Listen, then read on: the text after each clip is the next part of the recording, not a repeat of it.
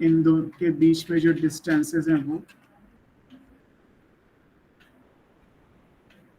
On a chromosome, किसी भी chromosome पे।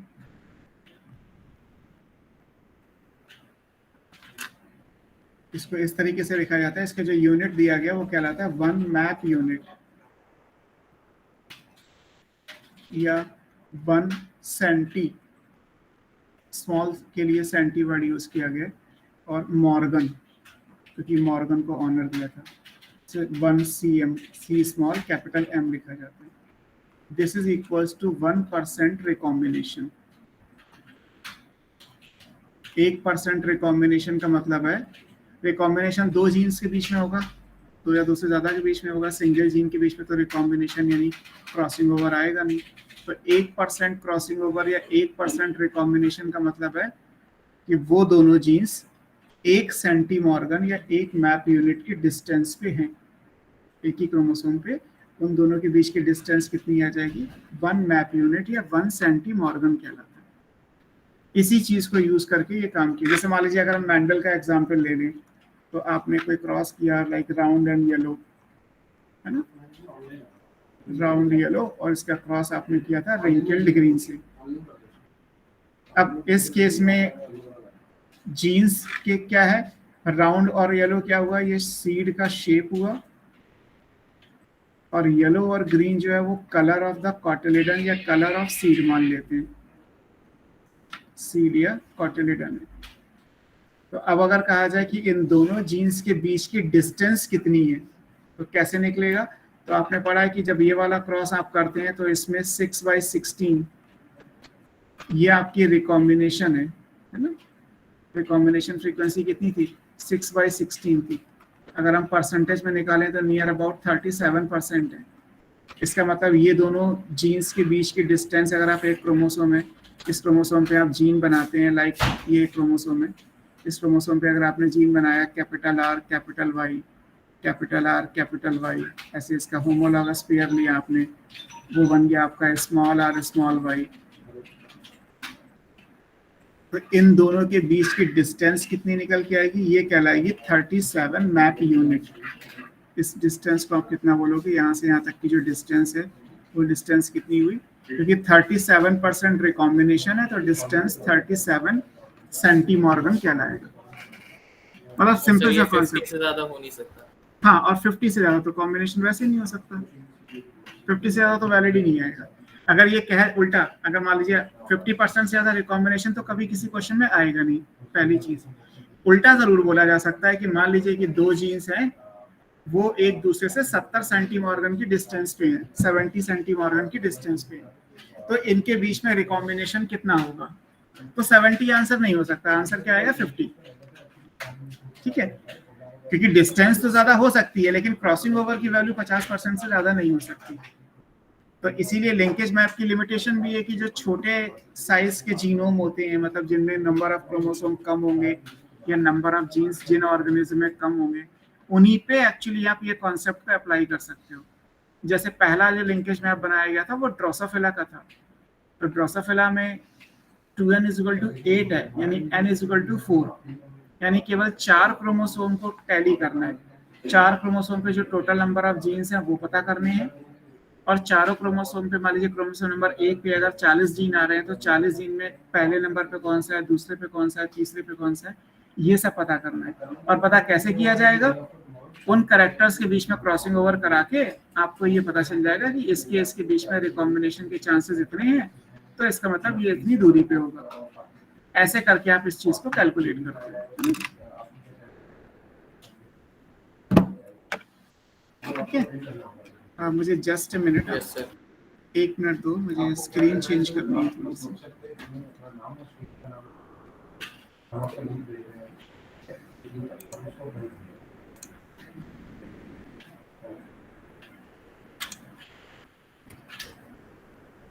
अब इस पे बेस कुछ क्वेश्चंस होंगे, एक्चुअली मैं वो क्वेश्चंस निकालना चाह रहा हूँ।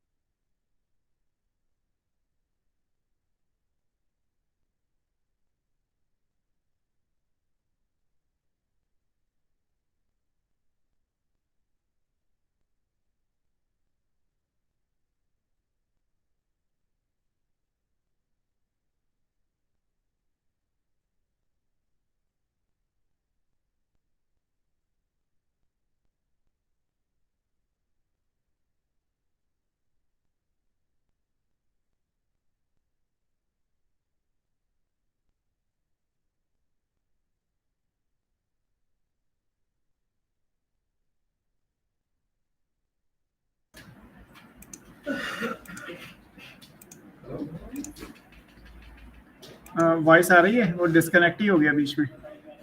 यस सर आ रही है। तो यहाँ से बस आपको ये लिंकेज मैप याद रखना है। ये नाम जो मैंने अभी आपको बताया, मॉर्गन के स्टूडेंट हैं, एल्फर्ड स्ट्रूवेंट, तो ये नाम जरूर याद रखिएगा। मैं यहाँ पे लिख दे रहा हूँ, है ना। स्पेलिंग में एल्फ्रेड है, ऐसे तो एनसीईआरटी में है ये। सर इन्होंने ही दिया था।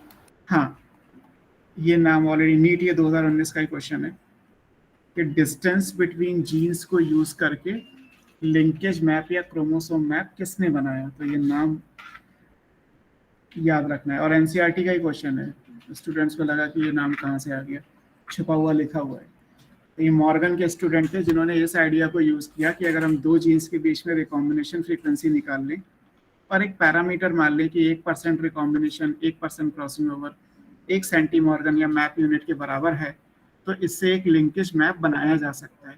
इससे हम ये पता कर सकते हैं कि एक क्रोमोसोम पे कितने जीन्स हैं और उन जीन्स के बीच की रिलेटिव डिस्टेंस कितनी है ना, इस आइडिया को। हालांकि इसका एक ड्रॉबैक है, जैसे मैंने बताया कि कोई छोटा जीनोम होगा तो ये वैलिड होगा, ये बड़े जीनोम के लिए वर्क नहीं करता। आगे वाले जब मॉलिक्यूलर बेसिस में आप ह्यूमन जीनोम प्रोजेक्ट पढ़ोगे तो उसका जो आइडिया है वो इसी से लिया गया, लेकिन हमारा जीनोम बहुत बड़ा है। तो उसमें क्या किया गया है, उसमें हमने क्रोमोसोम के टुकड़े कर दिए, छोटे छोटे टुकड़े कर दिए, और फिर एक टुकड़ा एक कंट्री, एक साइंटिस्ट की टीम को असाइन कर दिया गया, और उसने इसी आइडिया को यूज करके वो किया। बाद में अलाइन कर लिया उन सबको तो ह्यूमन का जीनोम आ गया। क्योंकि बड़े के लिए नहीं आ सकता। अगर आप ये कहते हैं कि आर और वाई के बीच में, चलो ये आ गया, आर और ए है, और उसके बीच में जो क्रॉसिंग ओवर है या जो डिस्टेंस है वो 77 मार्गन आ रही है, तो 70 सेंटीमॉर्गन का मतलब ये नहीं हो सकता कि 70% रिकॉम्बिनेशन हो जाए। रिकॉम्बिनेशन 50% से ज्यादा नहीं हो सकता। तो इसका मतलब है कि this does not hold good for the long distances on map. इसकी एक लिमिटेशन है। इसकी लिमिटेशन क्या लिखेंगे, ड्रॉबैक कह लीजिए या लिमिटेशन कह लीजिए। ये लिमिटेशन ये है कि ये not good, can not work for long distances on A map. पर सर लॉन्ग डिस्टेंसेस होंगे तो हम तो हमेशा यही होगा ना कि 50% होगा। हाँ, बस वो क्रॉसिंग ओवर के चांस तो 50% ही हो सकते हैं, डिस्टेंस आप कितनी भी ले लो। बट अगर 50% से कम चांसेस है तो जितने चांसेस है उतनी ही डिस्टेंस आपको मानना पड़ेगा, ये है ना। अब जैसे यहाँ पे मैं आपको क्वेश्चन करके दिखाता हूँ, मतलब आप करके बताइए मुझे, अच्छा आइडिया लगे। वैसे तो ये चीजें सिंपल होती है। मान लीजिए मैं एक प्रॉब्लम आपको दे रहा हूँ। फॉर एग्जाम्पल हमारे पास 3 जीन्स हैं। जीन्स के नाम क्या है, A, B and C on a chromosome.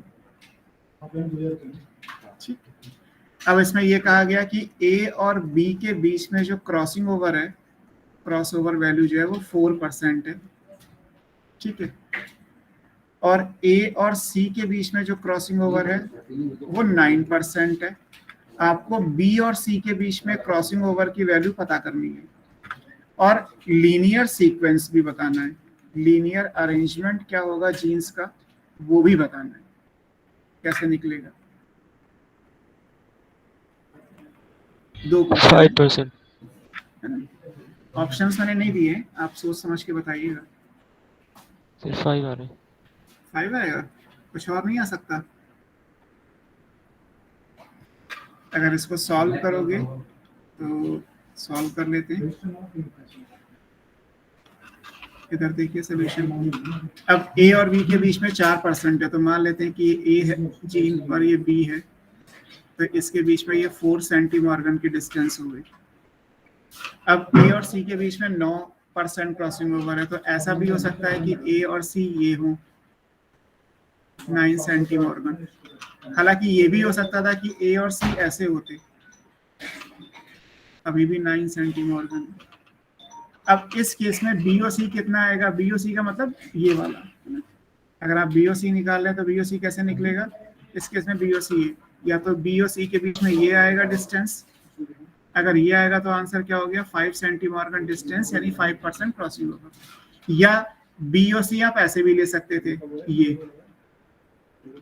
और अगर ये लोगे तो 4 और 9 कितना हो जाएगा 13, यानी बी और सी के बीच में 2 ऑप्शन, मैंने ऑप्शन आपको दिए ही नहीं थे, या तो आंसर 5% होगा या 13% होगा। ऐसे लीनियर अरेंजमेंट ऑफ जीन्स क्या आएगा, या तो सी ए बी आएगा, सी ए बी आएगा, या ए बी सी आएगा, ए बी सी आएगा। अब जो ऑप्शन दिया हो वो आंसर निकल के आएगा। आपने जो 5% किया वो ठीक किया, बट एक और दूसरा एंगल भी है कि ए से अपोजिट साइड में सी को अरेंज करके देख लो, वो भी तो हो सकता है। जरूरी तो नहीं है कि ए के राइट साइड में ही आप बनाओगे, आप लेफ्ट में भी काउंट कर सकते हो। लेफ्ट में काउंट करोगे तो 9 + 4 हो जाएगा, राइट में काउंट करोगे तो 9 - 4 हो जाएगा। अकॉर्डिंगली या तो 5 आंसर आएगा या 13 आएगा। अरेंजमेंट उसी हिसाब से या तो सी ए बी हो जाएगा या फिर ए बी सी हो जाएगा। अब जैसे मैंने ये 3 को लेके आपको दिया है, ऐसे मान लीजिए 4 को लेके होता तो थोड़ा टाइम लगता, 4 जीन्स को अरेंज करना पड़ता आपको। ऐसे मान लीजिए कि एक क्रोमोसोम पे अगर 50 जीन्स हैं तो उन सबके बीच में क्रॉसिंग ओवर निकाल के उनको आप एक से कहते हैं परम्यूटेशन कॉम्बिनेशन, आपको ये बना के देखना पड़ेगा कि कौन किसके आसपास फिट बैठ सकता है, और सारे बैठ जाएंगे। ये प्रैक्टिकली वर्क करता है, ये मॉडल वर्क करता है। ऑलरेडी स्टूडेंट इस पर बहुत ही एक्सरसाइज कर चुके हैं, तो ये कुछ गलत नहीं बैठेगा। बस कंडीशन ये है कि लंबे लॉन्ग दूरी के लिए, लॉन्ग डिस्टेंसेस के लिए अप्लाई नहीं होता। इसमें इस तरीके से भी हो सकता था कि मान लो मैं आपको एक क्रॉस दे देता और फिर आपको ये भी पता करना पड़ता कि क्रॉस के बीच में क्रॉसिंग ओवर कितना है ना। तो ये भी ऑप्शन हो सकता है कि मान लीजिए मैंने आपको एक डाई हाइब्रिड क्रॉस दे दिया। किसी ये क्वेश्चन क्लियर है? इसमें तो किसी को नहीं पूछना कुछ, बताओ। क्लियर है सर। ठीक है। अब मान लीजिए दूसरे तरीके का क्वेश्चन ऐसे होता कि मेरे पास एक डाई हाइब्रिड क्रॉस है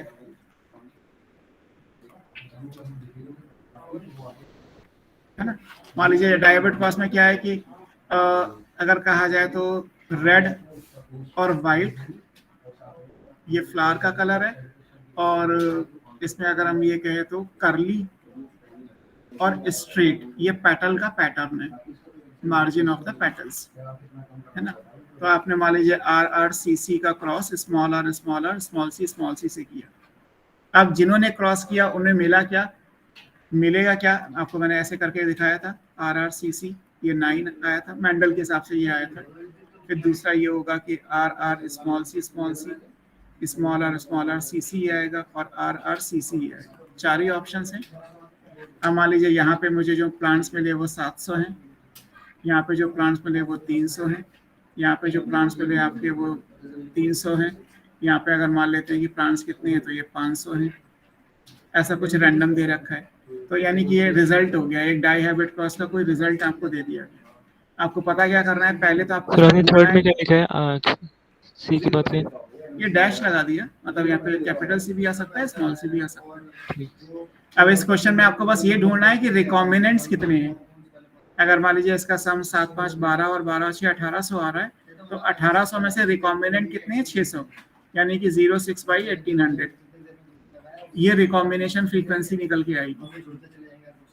सॉरी 600 बाई, और ये 12 5 18 हुए, 18 ठीक है, 7 5 12 और 12 6 18, 18 में से 600, तो ये कितना हो गया? 30% रिकॉम्बिनेशन हुआ। तो यानी कि इन दोनों के बीच की डिस्टेंस कितनी आएगी? 30 सेंटीमॉर्गन हो जाएगी।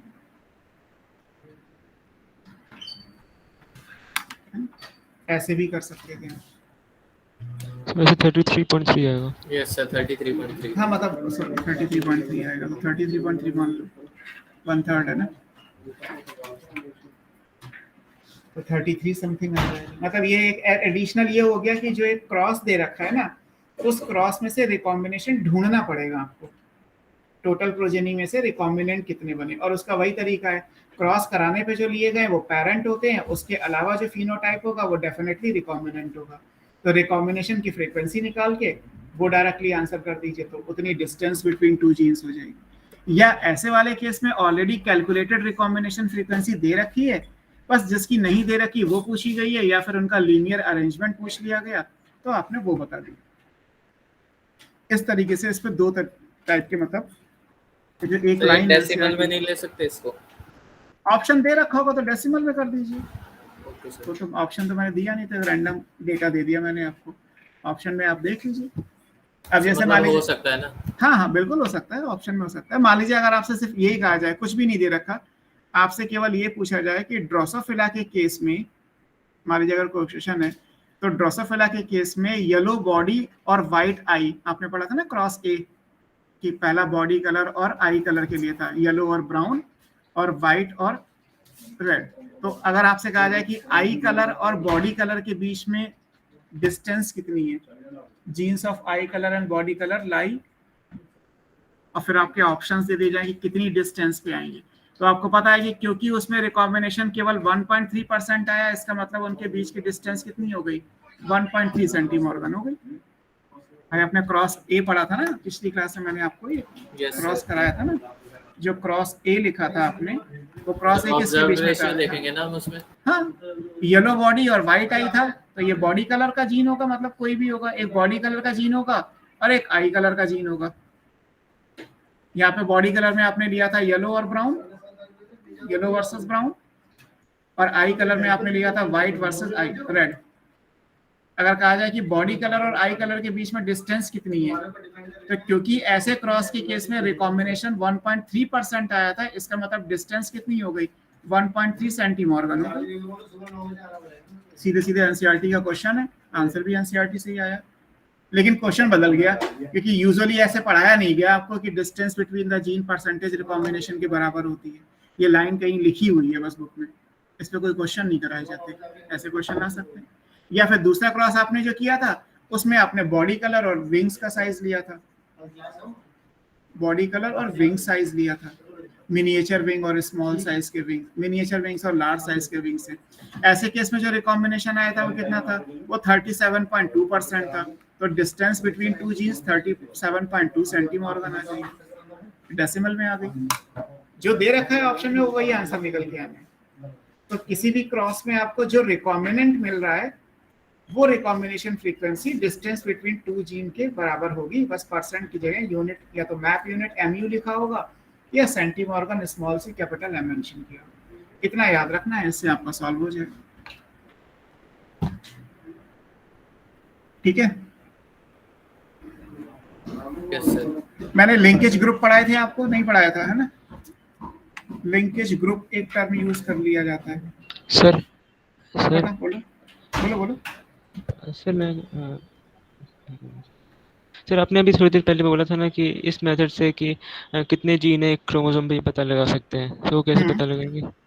अब जैसे मान लीजिए आपको जितने मॉर्फोलॉजिकल कैरेक्टर्स दिख रहे हैं, तो हम क्या करेंगे, हम पहले उन कैरेक्टर्स को लोकेट करेंगे। मान लीजिए ड्रोसोफिला में मुझे फॉर एग्जांपल 40 कंट्रास्टिंग कैरेक्टर्स मिल गए, तो मैं 40 कंट्रास्टिंग कैरेक्टर्स में मैथमेटिकली परम्यूटेशन कॉम्बिनेशंस लगा के सारे डाइहाइब्रिड क्रॉस करूंगा।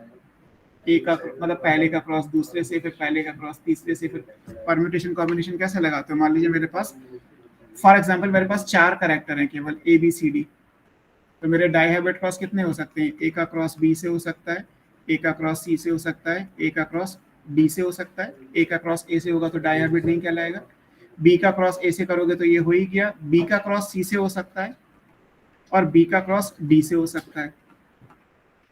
अब C का क्रॉस B से करोगे तो यही हो गया, C का क्रॉस D से तो ये होगा, यहाँ पे बस क्या हो सकता है, C का क्रॉस D से हो सकता है।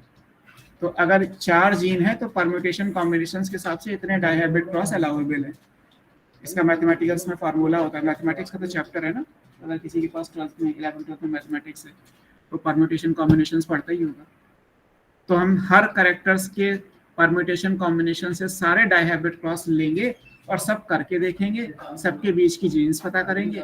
अब ये भी इंपॉर्टेंट है कि रिकॉम्बिनेशन फ्रीक्वेंसी आएगी तो तभी ना जब 2 जीन्स एक क्रोमोसोम पे होंगे। अगर 2 जीन अलग अलग होमोलॉगस पेयर ऑफ क्रोमोसोम पे होंगे तब तो ना आएगा। जैसे मान लीजिए अगर यही 4 जीन है तो आप पेयर ऑफ होमोलॉगस क्रोमोसोम क्या बनाओगे, AB और ऐसे ही स्मॉल a स्मॉल b, तभी तो रिकॉम्बिनेशन कर पाओगे A B के बीच में। अगर मान लीजिए मैं ये कहूँ कि अब ये है और एक क्रोमोसोम का पेयर ये है, इसमें CD ये है और इसका होमोलॉगस का दूसरा स्मॉल c स्मॉल d, तो एक्चुअली जब करके देखोगे तो आपको केवल A और B के बीच में रिकॉम्बिनेशन मिलेगा कुछ ना कुछ, और C और D के बीच में रिकॉम्बिनेशन कुछ ना कुछ मिलेगा। जब आप B का क्रॉस C से कराओगे तो आपको कुछ नहीं मिलेगा, क्योंकि बी और सी तो अलग अलग होमोलॉगस पेयर ऑफ क्रोमोसोम पे हैं और अलग अलग होमोलॉगस पेयर ऑफ क्रोमोसोम पे कोई क्रॉसिंग ओवर नहीं होता, तो बी और सी में आपको कुछ नहीं मिलेगा। ऐसे ए अलग और अलग पे है, ये कैसे पता चल रहा है? क्योंकि रिकॉम्बिनेशन नहीं मिल रहा। रिकॉम्बिनेशन ना मिलने का मतलब क्या है? रिकॉम्बिनेशन ना मिलने का मतलब ये है कि वो अलग अलग क्रोमोसोम पे हैं, वो homologous pair of chromosome sir पे क्यों जीन्स नहीं हैं ही मिल रहा नहीं। रिकमेंडेशन? भाई मैंने क्रॉस करके देखा, मैं तो उल्टी बात कह रहा हूँ, मैं तो क्रॉस करके देख रहा हूँ। मैंने 2 कैरेक्टर को रैंडमली सिलेक्ट करके क्रॉस किया और मुझे रिकॉम्बिनेशन 0 मिल रहा है। इसका मतलब ये हुआ कि ये दोनों जीन्स 2 अलग अलग क्रोमोसोम पे होंगे, नहीं तो मिल ही जाएगा, यस सर। है ना भाई? यही तो लॉजिक है कि एक दो जीन्स अगर एक क्रोमोसोम पे हैं और लिंक्ड जीन नहीं है, या तो नियर बाई बिल्कुल हो, नियर बाई होंगे तो 100% पैरेंटल और 0 रिकॉम्बिनेशन होगा, वो कहलाता है कंप्लीट लिंकेज। और ड्रोसोफिला के केस में अगर फीमेल वाले कैरेक्टर्स हैं तो उसमें नहीं आएगा। जो कंप्लीट लिंकेज के आपने एग्जाम्पल लिखे हैं, male Drosophila, female silk moth, केवल उन्हीं में तो आएगा जिनमें अभी हम पढ़ने वाले हैं सेक्स डिटर्मिनेशन में। बाकी सारे केस में तो नहीं आएगा। तो यानी रिकॉम्बिनेशन तो हर हालत में आना चाहिए, चाहे वाले वो 0.1% ही क्यों ना आए। अगर वो 0 आ रहा है इसका मतलब वो लिंक्ड जीन है, तो उनके बीच में तो क्रॉसिंग ओवर हो ही नहीं सकता। और फिर अगर कम आ रहा है या ज्यादा आ रहा है तो इसका मतलब वो genes homologous pair of chromosome पे हैं। और अगर नहीं आ रहा होता तो इसका मतलब ये होता है कि दोनों जीन्स 2 अलग अलग होमोलॉगस क्रोमोसोम पेयर पे प्रेजेंट है, इसीलिए उनके बीच में क्रॉसिंग ओवर हो नहीं सकता। क्रॉसिंग ओवर एक ही पेयर के नॉन सिस्टर क्रोमैटिड के बीच में होता है। तो सारी चीजें जो कॉन्सेप्चुअल थी उनको एक्सपेरिमेंटली ही तो वेरीफाई करना था। मॉर्गन भी यही कर रहे थे कि मेंडल के कॉन्सेप्ट को या सुटन एंड बोवेरी की थ्योरी को एक्सपेरिमेंटली वेरीफाई कर रहे थे, नहीं वेरीफाई हो पाई, एक नया प्रोसेस डिस्कवर हो गया, लिंकेज। अब उसी बेस पे मॉर्गन के स्टूडेंट भी वही काम कर रहे थे कि डिस्टेंस बिटवीन जीन पे काम कर रहे थे। जहां जहां सक्सेस मिल गया, जैसे ड्रोसोफिला का जो लिंकेज मैप है, आप गूगल पे सर्च करोगे तो आपको मिल जाएगा, केवल 2n=8 है, यानी n=4 क्रोमोसोम है। 4 क्रोमोसोम पे जितने जीन्स हैं, बस हर 2 जीन्स के बीच में क्रॉसिंग ओवर करा के रिकॉम्बिनेशन देखना है और उसके हिसाब से ये चीज आएगी, ऐसे निकल के आएगा। कॉम्प्लिकेटेड है, लेकिन आप एक लाइन तो याद कर ही सकते हो कि 2 जीन के बीच की अगर हम डिस्टेंस हमें पता है तो उतने % रिकॉम्बिनेशन के बराबर होती है। ये जहां तक बात है लिंकेज ग्रुप की, तो लिंकेज ग्रुप क्या कहलाता है? अब मान लीजिए एक क्रोमोसोम पे 2 जीन होते, लाइक RY, यहाँ पे मैं दूसरा r स्मॉल y बना ही नहीं रहा, तो क्या इन दोनों के बीच में क्रॉसिंग ओवर हो जाएगा? अगर मान लीजिए कोई ऐसे क्रोमोसोम बना होता ये, तो क्या इसके बीच में केवल क्रॉसिंग ओवर हो सकता है? नहीं हो सकता।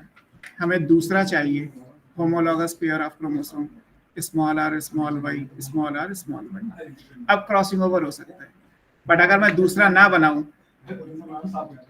तो क्या क्रॉसिंग ओवर हो जाएगा?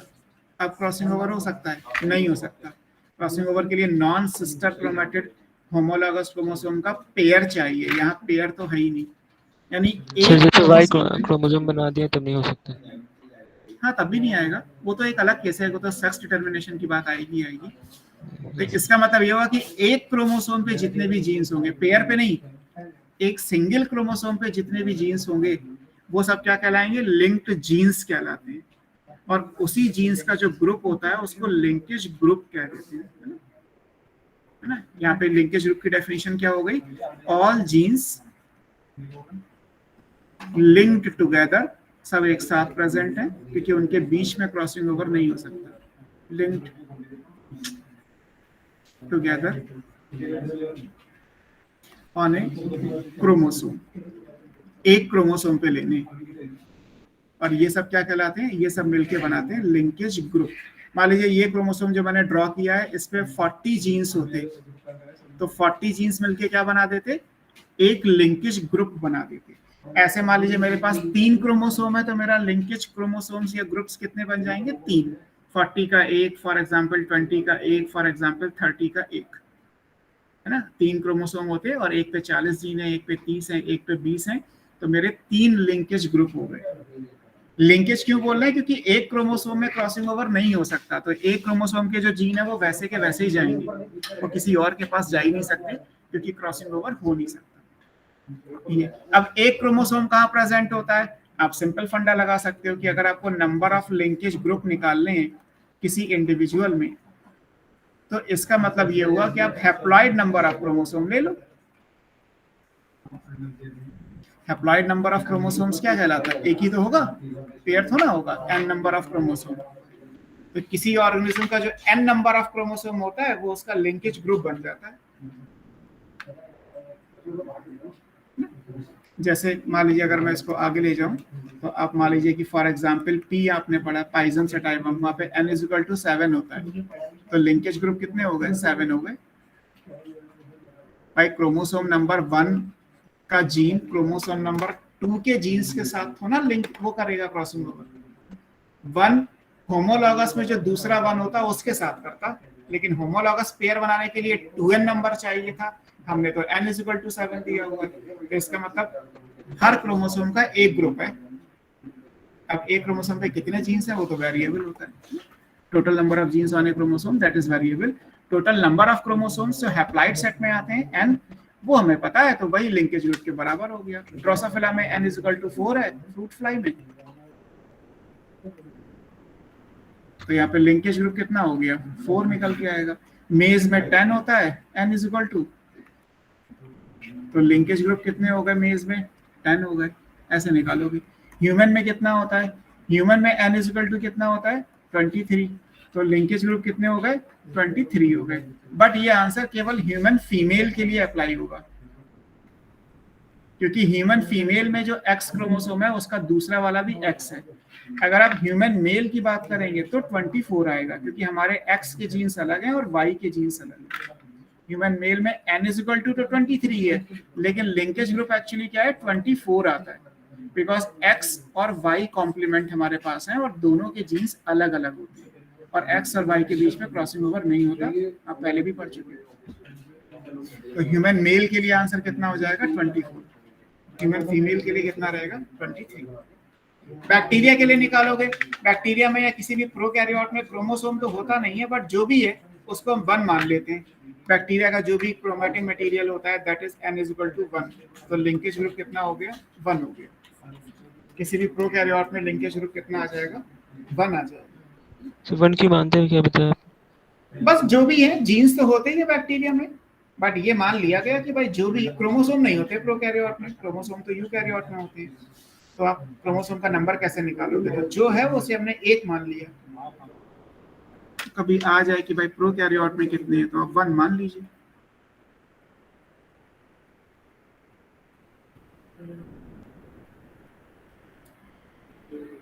ठीक है सर ये मेल में लिंकेज 24 होगा? मेल में 24 होगा, ह्यूमन मेल में 24 आएगा, बिकॉज X और Y के जीन्स अलग अलग होते हैं, और वैसे भी X और Y आपस में क्रॉसिंग ओवर नहीं करते। ओके, लास्ट स्लाइड दे देना। इससे पहले वाली? यस, इससे पहले ये था, ये तो सिर्फ समझाया था एग्जाम्पल। सर जहाँ लिंकेज ग्रुप समझाया था वो ये था।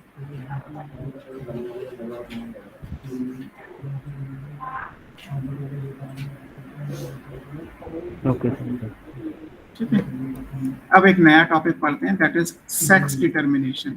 हमें क्रोमोसोमल थ्योरी ऑफ इनहेरिटेंस से ये पता चल गया, इनहेरिट करने की जो फिजिकल यूनिट है दैट इज क्रोमोसोम, और जीन्स इस पे लीनियर अरेंजमेंट होता है। जीन्स अगर बहुत पास में है तो क्रॉसिंग ओवर कम हो जाएगा, यानी लिंकेज की टेंडेंसी आ जाएगी। जीन अगर एग्जैक्टली एक के बाद दूसरा है तो 100% लिंकेज होगा। अगर जीन्स के बीच में डिस्टेंस है तो लिंकेज थोड़ा कम होगा, क्रॉसिंग ओवर थोड़ा ज्यादा होगा। तो हमने लिंकेज वाला कॉन्सेप्ट भी पढ़ लिया। अब हम फिर से क्रोमोसोम पे जाते हैं और ये समझते हैं कि क्रोमोसोम का रोल सेक्स डिटर्मिनेशन में क्या है। सेक्स को डिटरमाइन करने में, मेल फीमेल डिसाइड करने में क्रोमोसोम्स कैसे रोल प्ले करते हैं। सो नेक्स्ट टॉपिक जो पढ़ना है, सेक्स डिटर्मिनेशन।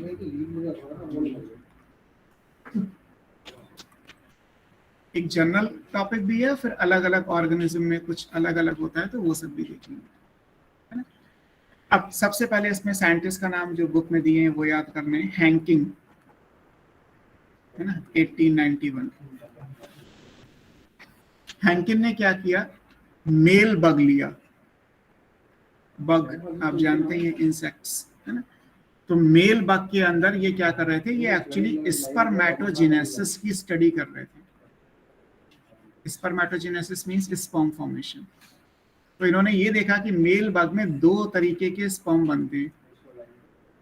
50% तो स्पर्म्स ऐसे हैं जिनके अंदर एक अननोन बॉडी है,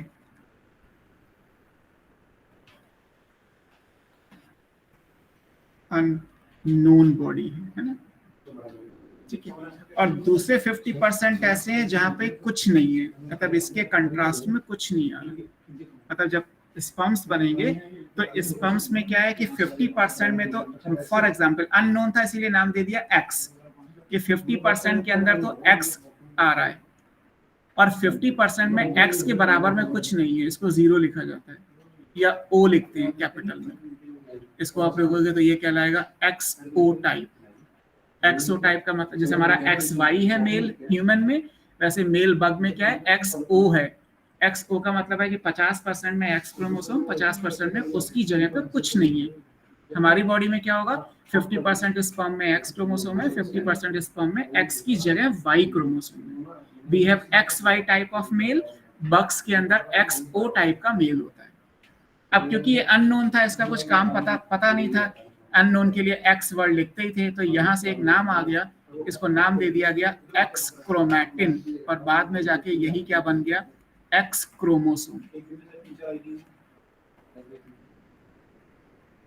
ठीक है, तो हैंकिन ने बेसिकली एक्स क्रोमोसोम की डिस्कवरी की, बट जो नाम दिया था उन्होंने वो क्या दिया था, एक्स क्रोमैटिन या एक्स बॉडी दे दिया, अननोन बॉडी है तो ये एक्स बॉडी या एक्स क्रोमैटिन या एक्स क्रोमोसोम कहलाता है। ये हो गया हैंकिन का काम। बुक में दे नहीं रखा, लेकिन नॉलेज के हिसाब से स्टीवेंस, इन्होंने वाई क्रोमोसोम की डिस्कवरी की 1902 में, डिस्कवर्ड वाई क्रोमोसोम। तो एक्स और वाई डेट याद रखनी है। बुक में दे तो रखा है तो याद कर लीजिए, मतलब मेरा मानना तो यही है, एनसीईआरटी में जो दे रखा है वो सब इम्पोर्टेंट है, चाहे वो ईयर ही क्यों ना हो। 1891 दे रखा है एनसीईआरटी में, याद कर लीजिए, ठीक है। तो ये 2 क्रोमोसोम जो एक्स वाई जो बेसिकली सेक्स डिटर्मिनेशन में आते हैं, वो दोनों आपने पढ़े। अब अगर हम क्रोमोसोम्स को टोटल लें, जितने भी क्रोमोसोम्स होते हैं उनको फंक्शनल बेस पे डिवाइड करें तो 2 ग्रुप्स बनाए जाते हैं। वन इज कॉल्ड ऑटोसोम्स, इनको आप सोमैटिक क्रोमोसोम्स बोलते हो, और एक कहलाता है एलोसोम, जिनको आप सेक्स क्रोमोसोम बोलते हो। तो किसी भी क्रोमोसोम्स के अंदर ऑटोसोम्स को ए से लिखा जाता है, डबल ए का मतलब क्योंकि सब डिप्लॉयड होते हैं, पेयर ऑफ होमोलॉगस क्रोमोसोम है, तो डबल ए से क्या लिखा जाता है, ऑटोसोम्स। तो एलोसोम क्या हो गया, डबल ए -1। मतलब किसी भी ऑर्गेनिज्म में अगर जैसे हमारी बॉडी है तो हमें पता है कि हमारी बॉडी में 23 पेयर ऑफ क्रोमोसोम है, तो 22 पेयर्स कैसे, जैसे अगर हम यहाँ से ह्यूमन का एग्जाम्पल ले लें तो ह्यूमन में क्या है कि 22 पेयर ऑफ क्रोमोसोम कैसे हैं, ऑटोसोम्स, 1 to 22 पेयर। और जो 23rd पेयर ऑफ क्रोमोसोम आता है वो कैसा है, सेक्स क्रोमोसोम का पेयर कहलाता है, एक्स वाई। ठीक है, तो जो सेक्स डिटर्मिनेशन में रोल प्ले कर रहे हैं जिसमें एक्स आएगा, involvement of X chromosome. Sex chromosome वो होता है जिसमें एक्स आएगा ही आएगा, it involves X chromosome. Y आए ना आए इंपॉर्टेंट नहीं है, एक्स जरूर आएगा, क्योंकि मेल बग में वाई नहीं आ रहा, ह्यूमन के अंदर एक्स वाई आ रहा है ना। अननोन वाला क्रोमोसोम आना चाहिए, और इसका क्योंकि सेक्स डिटर्मिनेशन में रोल है, आप देख ही रहे हैं कि 50% में है, 50% में नहीं है, और फिर ये आगे जाके जब फ्यूजन होगा फीमेल गैमेट यानी एग के साथ, तो उस बनने वाले जाइगोट में क्या क्रोमोसोम नंबर जाएगा वो इसी बात से डिसाइड होगा कि 50% में था, 50% में नहीं था, एक में ज़्यादा होगा, एक में कम होगा, एक क्रोमोसोम का डिफरेंस तो आ ही जाएगा ना। तो क्योंकि इसका इन्वॉल्वमेंट सेक्स को डिटरमाइन करने में है, इसीलिए इसको एलोसोम या सेक्स क्रोमोसोम का नाम दे दिया है ना। तो क्रोमोसोम को फंक्शनल बेस पे आप 2 में डिवाइड करते हैं, ऑटोसोम्स और एलोसोम्स। फिर एक नाम है एलोसोम सेक्स क्रोमोसोम कहेंगे सर, एलोसोम्स को सेक्स क्रोमोसोम बोलते हैं, यस। ये सर ओनली एक्स क्रोमोसोम, वो एलोसोम में आएगा, एक्स क्रोमोसोम इन्वॉल्व नहीं होंगे। नहीं, इस वजह से इसको बोला गया, बाकी इसके काउंटर पार्ट में कुछ तो आएगा, या तो वाई आएगा या कुछ नहीं आएगा। कुल मिला के वो दोनों बातें इसी में काउंट होगी। वाई आ गया तो वाई क्रोमोसोम है, और अगर कुछ नहीं आया तो 0 यानी ओ लिखा जाएगा, तो फिर वो क्रोमोसोम तो होता ही नहीं।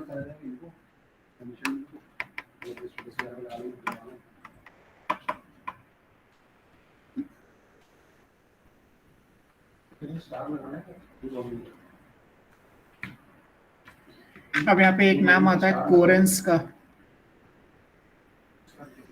ये साइंटिस्ट है 1906। इन्होंने एक थ्योरी दी जिसको बोला जाता है थ्योरी ऑफ हेट्रोगैमिटी। हेट्रो का मतलब होता है डिफरेंट, गैमिटी का मतलब गैमीट फॉर्मेशन, या हेट्रोगैमिसिस लिख सकते हो।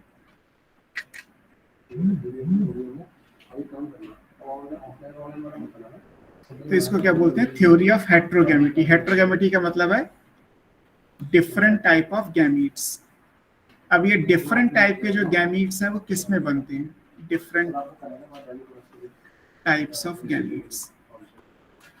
ये मेल में बनेंगे, फीमेल में बनेंगे, किस में बनेंगे, वो हमें यहाँ से देखना है। बुक में तो पैराग्राफ दिया है, मैंने आपको मॉड्यूल में एक टेबल सा बना के दे रखा है, आप उससे याद कर सकते हैं। जैसे पहला है हमारा, फॉर एग्जाम्पल हम लेते हैं कि मेल हेट्रोगैमेटिक है, मेल इज हेट्रोगैमेटिक, मेल हेट्रोगैमेटी है। अब मेल का हेट्रोगैमेटी है तो यहाँ पे दो ऑप्शन है, एक कहलाता है एक्स एक्स फीमेल और एक्स वाई मेल। आपको पता है कि इसमें एक्स वाई मेल में होगा तो मेल में स्पर्म दो टाइप के बनेंगे, एक्स और वाई, बट फीमेल में एक्स एक ही टाइप का बनेगा, दैट इज ओनली एक्स। तो हेट्रोगैमेटी कौन हुआ? मेल हुआ। ऊपर लिखा है मेल हेट्रोगैमेटी।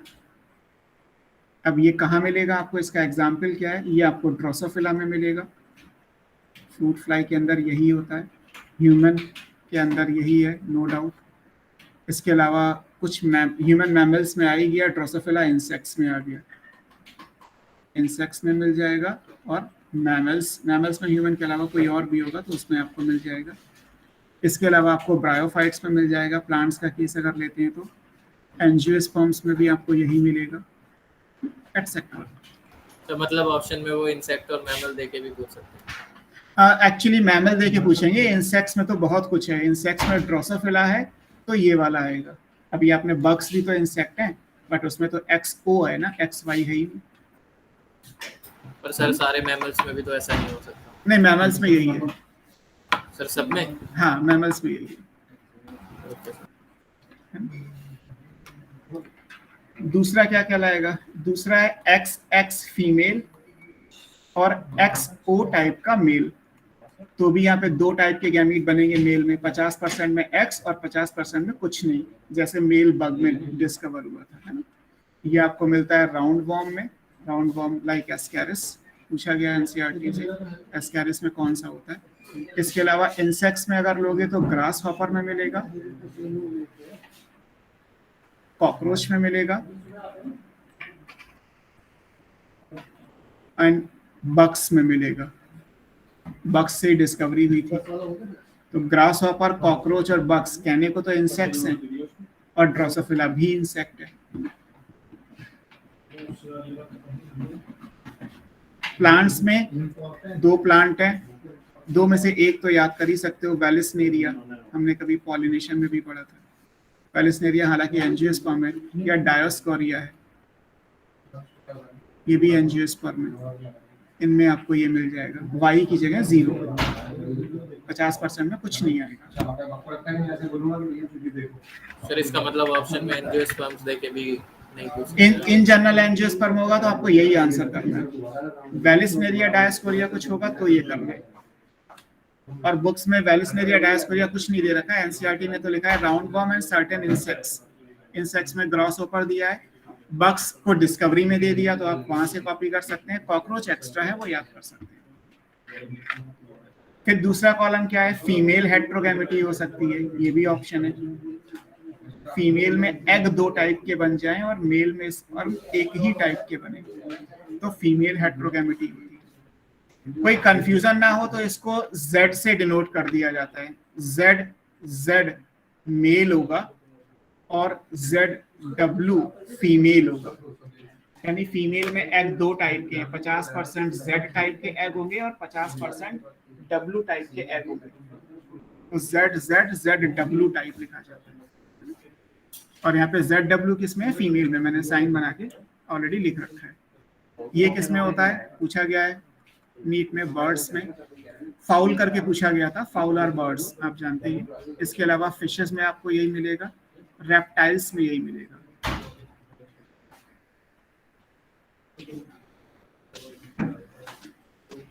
देखो ये टेबल है, इसलिए आप ये मत मान के चलिएगा कि पूरा प्लांट किंगडम और पूरा एनिमल किंगडम आप यहाँ पे लिख पाओ कि सर एनिलीड्स में क्या होगा। आपने वो तो बताया नहीं, कुछ ना कुछ होगा, मुझे भी नहीं पता शायद, लेकिन क्योंकि डाइवर्सिटी बहुत ज्यादा है, हम केवल वो पढ़ रहे हैं जो अब तक एग्जाम में आया है, जो एनसीईआरटी में दिया है ना। और चौथा हो सकता है कि Z मेल और W की जगह कुछ नहीं है, 0, ZO फीमेल। और ये आपको मॉथ और बटरफ्लाई में मिलेगा, ये भी इंसेक्ट है। यानी इंसेक्ट्स में 3 टाइप के हो सकते हैं, पहला, दूसरा और चौथा, है ना। इंसेक्ट्स में अगर कहा जाए कि कितने टाइप का डिटर्मिनेशन है, तो पॉइंट नंबर 1, 2 एंड 4 3 टाइप का है, तीसरा वाला नहीं मिलेगा। ग्रासहॉपर ऑलरेडी पूछा जा चुका है एग्जाम में, एस्कैरिस पूछा जा चुका है, बग्स डिस्कवरी में दिया है, पूछा जा चुका है, फाउल में कैसा होता है पूछा जा चुका है, ह्यूमन का तो सब जानते ही हैं, और ड्रोसोफिला में कैसा होता है वो भी एग्जाम में आ चुका है। तो जो कॉमन क्वेश्चंस हैं, और यही आपके लिए काफी है। ऑटोसोम सब में होंगे, हमने केवल जो लिखे हैं XXXY, XXXO, ZZ, ZW, ZZ, ZO, ये केवल वो पेयर है जो सेक्स को डिटरमाइन करने में रोल प्ले कर रहा है। हमारे लिए ये 23वां पेयर है, ड्रोसोफिला के लिए ये चौथा पेयर है, क्योंकि ड्रोसोफिला में 2n = 8 है, n = 4, तो जो 4th पेयर ऑफ क्रोमोसोम है वो XXXY है। हमारे लिए 23rd pair of chromosome XXXY है। ऐसे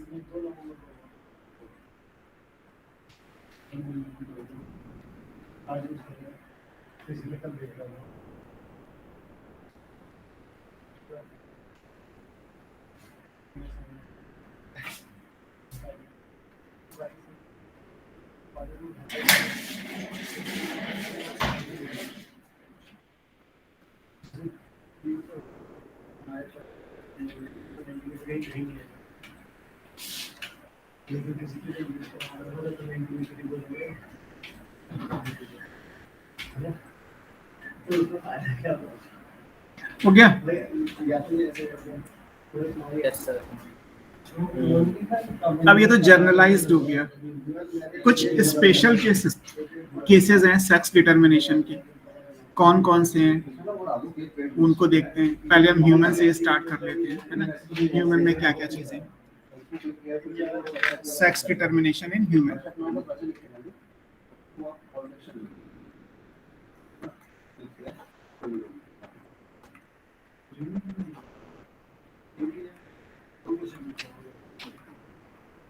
वैसे तो आपको ह्यूमंस में पता ही है कि कौन सा टाइप है, तो यहाँ पे XX female, XY male type का है। तो जो कॉमन सी चीजें हैं जो आप पैराग्राफ पढ़ोगे वो सबको पता है कि ह्यूमन में जो 23rd पेयर है उसी को आप बोलते हैं सेक्स क्रोमोसोम या एलोसोम या हेटेरोसोम, कुछ भी बोल दीजिए। बाकी के 22 पेयर क्या कहलाते हैं? ऑटोसोम्स कहलाते हैं। अब आपको पता है कि मेल में, ह्यूमन मेल में जब स्पर्मेटोजेनेसिस होगी तो स्पर्म 2 टाइप के होंगे। 50% जो है वो X टाइप के हैं, 50% जो स्पर्म है वो Y टाइप के हैं। फीमेल में जो एग बनेंगे वो एग केवल एक ही टाइप के हैं, all are same, all are X type. जितने बनेंगे वो X बनेंगे। फिर आपको पता ही है कि X X से कंबाइन करेगा तो फीमेल बनेगा, X Y से कंबाइन करेगा तो मेल बनेगा। यानी कि मेल बेबी बॉर्न होने की रिस्पॉन्सिबिलिटी किसकी है? मेल की है। वो सब बुक में लिखा है कि सोसाइटी में फीमेल्स को ब्लेम किया जाता था पहले, वो सब गलत था ना, जो भी कुछ है ये सबको सब कुछ चीज़ें पता होती हैं। आप बुक से भी पढ़ोगे तो आपको समझ में आ जाएगा, ठीक है। कि भाई एक्स एक्स बनेगा, मान लीजिए एक्स एक्स से कंबाइन करें तो एक्स एक्स बनेगा यानी फीमेल इंडिविजुअल हो गई, और अगर आपने ये एक्स जो है वो वाई से कंबाइन किया तो एक्स वाई बन जाएगा यानी इंडिविजुअल मेल बन जाएगा। तो मेल बनाने की रिस्पॉन्सिबिलिटी किसकी है? फादर की। एक मेल बॉय होने के लिए रिस्पॉन्सिबल कौन हुआ? फादर हुआ, बिकॉज वाई क्रोमोसोम फादर से आता है और जाता भी सन में ही है, डॉटर में तो जाएगा नहीं वैसे भी। अब इसमें मैंने जो आपको स्टार्टिंग में पढ़ाया था जब जेनेटिक टर्मिनोलॉजी कि वाई क्रोमोसोम में अलग अलग पोर्शन होते हैं, वो सारी चीजें यहाँ से इंपॉर्टेंट हो सकती हैं, है ना, उसको बस एडिशनली पढ़ना है। ये जो पैराग्राफ एनसीईआरटी का है ये तो सेम है, इसमें तो कोई बहुत ज्यादा चीज है नहीं। पैराग्राफ में देखिए इसमें इंपॉर्टेंट क्या है, जब आप बनाते हैं तो मैंने पहले भी बनाया हुआ है, ये एक्स क्रोमोसोम है, ये इसका होमोलॉगस पेयर वाई कहलाता है, ये वाई क्रोमोसोम है। वाई क्रोमोसोम में दो पार्ट होते हैं, एक पार्ट तो ऐसा वाई क्रोमोसोम का है, ये आपको पढ़ाया था मैंने, जिसका कोई काउंटर पार्ट एक्स पे नहीं है, एक्स मुड़ा हुआ नहीं होता, इसको आप बोलते हैं non homologous part of Y chromosome, non homologous या डिफरेंशियल है, ये डिफरेंट है, differential part of Y chromosome. और ये वाला सारा पार्ट क्या कहलाएगा, यहाँ से यहाँ तक ये होमोलॉगस पार्ट कहलाएगा, homologous part of Y chromosome, क्योंकि ये एक्स के साथ पेयर करता है। एक्स और वाई पेयर केवल इसी वजह से करते हैं, ये जो होमोलॉगस पोर्शन है, नॉन होमोलॉगस की वजह से कोई पेयरिंग नहीं होती। अब यहाँ जो जीन्स होंगे जो होमोलॉगस पार्ट पे होंगे वो एक्स और वाई एक साथ हैं, तो इनको बोल दिया जाता है such genes are called X Y linked gene. Linked gene इसलिए कह रहे हैं क्योंकि इनके बीच में क्रॉसिंग ओवर तो होगा नहीं, एक्स का एक्स के साथ जाएगा, वाई का वाई के साथ जाएगा, तो ये एक्स वाई लिंक्ड जीन कहलाते हैं। और ऑब्वियस है कि ये जीन कैसे होंगे, ये होमोजाइगस स्टेट में होंगे, होमोजाइगस हो या पेयर में होंगे, हेट्रोजाइगस होंगे, जैसे नॉर्मल आपने पढ़े वैसे। बट जो जीन्स यहाँ प्रेजेंट होते हैं वो तो अकेले हैं, इनके काउंटर पार्ट में तो कुछ आएगा नहीं। फॉर एग्जाम्पल ए है लेकिन इसके बराबर में तो कुछ नहीं लिखा जाएगा, तो ये तो कहने को कैसे हैं, हेमीजाइगस हैं आधे। आपने ऑलरेडी हेमीजाइगस वर्ड जब पढ़ा था तो आपको पढ़ाया था, लेकिन जीन के हिसाब से ये कंप्लीट है, इनको होलोएंड्रिक जीन्स कहा जाता है। होलो का मतलब कंप्लीट, एंड्रिक का मतलब मेल, तो ये केवल मेल में प्रेजेंट होंगे और कंप्लीट है। हेमीजाइगस होने के बाद भी ये अपने आप को पूरा एक्सप्रेस करते हैं, ये होलोएंड्रिक जीन कहलाते हैं। ये हमेशा फादर से सन में ट्रांसफर होते हैं, इनका ट्रांसफर क्या होगा, father to son to grandson, like this. मतलब मेल से मेल में जाएंगे और फिर मेल से मेल में जाएंगे और फिर मेल से मेल में जाएंगे एंड सो ऑन। ये वाले जीन कभी भी फीमेल में नहीं जा सकते।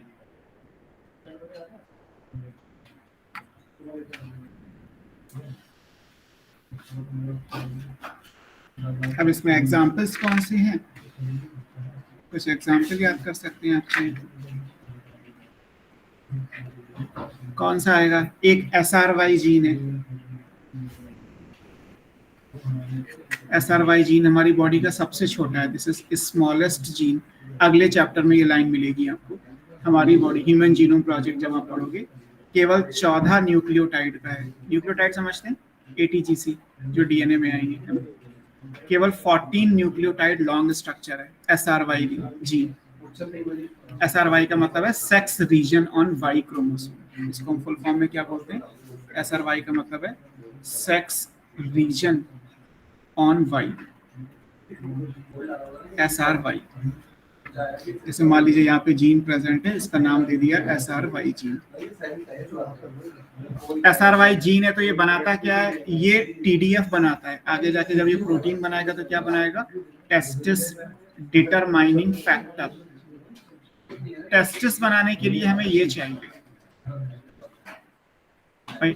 अगर वैसे कहा जाए तो पुराने टाइम पे यही मान लेते, पुराने टाइम का मतलब आज से 20, 30, 40 साल पहले यही मानते थे कि वाई क्रोमोसोम की वजह से मेलनेस है, हमारे मेल होने के लिए, बॉडी में टेस्टिस होने के लिए वाई क्रोमोसोम रिस्पॉन्सिबल है। अब हमें पता है कि पूरा वाई क्रोमोसोम रिस्पॉन्सिबल नहीं है, वाई क्रोमोसोम के नॉन होमोलॉगस पार्ट पे एक जीन है SRY जो हमारी बॉडी में टेस्टिस बनाने के लिए रिस्पॉन्सिबल है।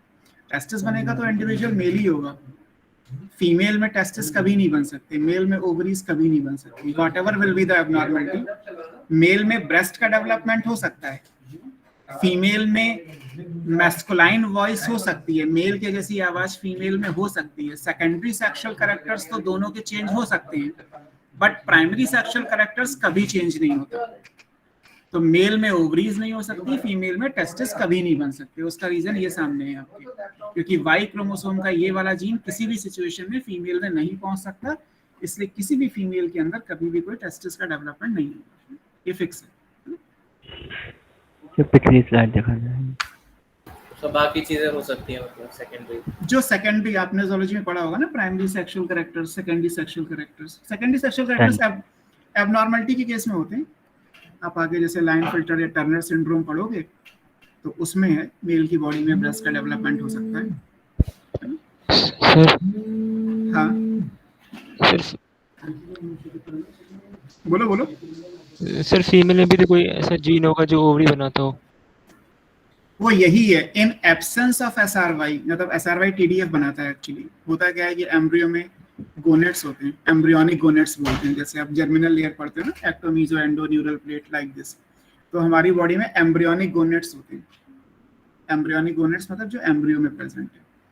एम्ब्रियोनिक गोनेट्स के दो पार्ट होते हैं, कॉर्टेक्स मेडुला। कॉर्टेक्स मेडुला आपने कई सारी जगह पढ़ा होगा ना। कॉर्टेक्स बाहर वाला होता है, मेडुला अंदर वाला होता है। जैसे मैंने आपको एनाटॉमी में पिथ को मेडुला पढ़ाया है आपको मैंने। आपने एड्रिनल ग्लैंड में भी कॉर्टेक्स और मेडुला पढ़ा होगा। आपने किडनी में भी कॉर्टेक्स और मेडुला पढ़ा होगा। मेडुलरी पिरामिड्स किडनी में होते हैं, बाहर वाला रीजन कॉर्टेक्स कहलाता है। तो एम्ब्रियोनिक गोनेट्स में कुछ नहीं होता, कुछ बाहर की सेल है, कुछ अंदर की सेल है। बाहर वाले को कॉर्टेक्स बोल देते हैं, अंदर वाले को मेडुला बोल देते हैं।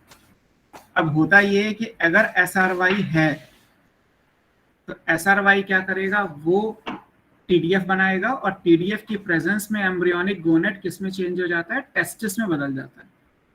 और अगर SRY जीन नहीं है, यानी TDF नहीं बनेगा, तो TDF नहीं बनेगा तो वही एम्ब्रियोनिक गोनेट ओवरी में चेंज हो जाता है। तो रीजन ये है कि SRY जीन हमें चाहिए। पूरे वाई क्रोमोसोम का सेक्स डिटर्मिनेशन में रोल नहीं होता in terms of testis ovary. इस चीज में पूरे क्रोमोसोम का रोल नहीं है, यहाँ पे केवल एक जीन और उसके प्रोडक्ट का रोल है।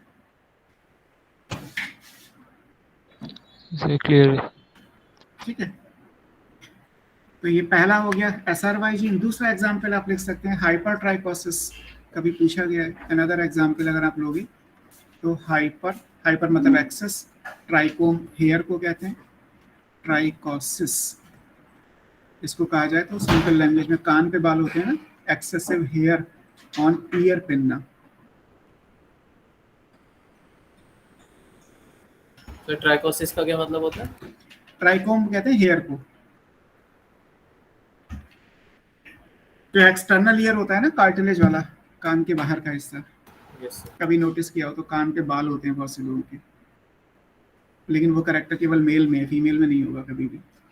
और मेल में भी जिसकी फैमिली में है उसकी फैमिली में आएगा ही आएगा, किसी की फैमिली में नहीं है तो कभी नहीं होगा, क्योंकि ये फादर से सन में जाना ही जाना है, या सन से ग्रैंड सन में जाना ही जाना है तो जाएगा, नहीं है तो नहीं जाएगा। तो हाइपरट्राइकोसिस का जीन इसी पे सर अगर एक जनरेशन में अगर कोई सन हुआ ही नहीं तो फिर तो खत्म हो जाएगा ना भाई। हाँ, अगर उस जनरेशन में कोई सन नहीं हुआ तो ऑब्वियस सी बात है खत्म हो जाएगा। ओके सर, फिर तो सिंपल है ना भाई। डॉटर में जो क्रोमोसोम गया है फादर का, वो तो एक्स गया है ना, सन में वाई गया है। Yes sir. सर ये XY लिंक्ड जीन कैसे हैं? अभी हमने लिंक्ड जीन का कॉन्सेप्ट पढ़ा था। लिंक्ड जीन का मतलब था एक क्रोमोसोम पे जो टोटल जीन्स होते हैं उन्हें हम लिंकेज ग्रुप बोलते हैं या लिंक्ड जीन बोलते हैं, क्योंकि ये आपस में क्रॉसिंग ओवर नहीं कर सकते, that's why they are linked.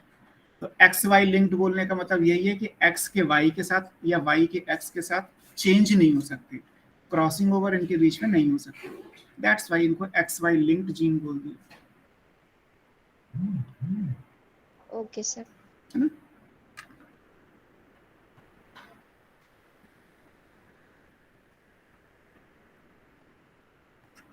ठीक है, तो ये चीज हमारी हो गई होमोलॉगस नॉन होमोलॉगस सेक्शन को लेके। एक चीज और भी आती है ह्यूमन के सेक्स डिटर्मिनेशन में, उसे बोलते हैं बार बॉडी। पूछा भी गया है नीट में कि नंबर ऑफ बार बॉडी कैसे कैलकुलेट करते हैं, और बार बॉडी होती क्या है, BARR बार बॉडी। ये साइंटिस्ट हैं, बार लेडी है एक्चुअली, बार एंड बॉटम दो अलग अलग हैं।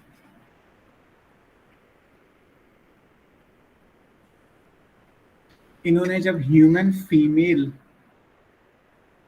में फीमेल्स लेनी है, तो ह्यूमन फीमेल के सर बार एंड क्या लिखा है सर दूसरा नाम आपने? Bertram, BERTRAM। इन्होंने इंटरफेस पे न्यूक्लियाई को स्टडी किया, है ना, न्यूक्लियस को स्टडी किया, या न्यूक्लियाई यानी बहुत सारे न्यूक्लियस को स्टडी किया, कहाँ पे, इंटरफेस पे। तो जैसे डाई होती है, हम कभी जब स्टेन करते हैं, तो जब आप आपने उसमें पढ़ा होगा ना जोलॉजी में, जब आप क्रोमैटिन को स्टेन करते हो तो यू क्रोमैटिन और हेट्रोक्रोमैटिन होते हैं।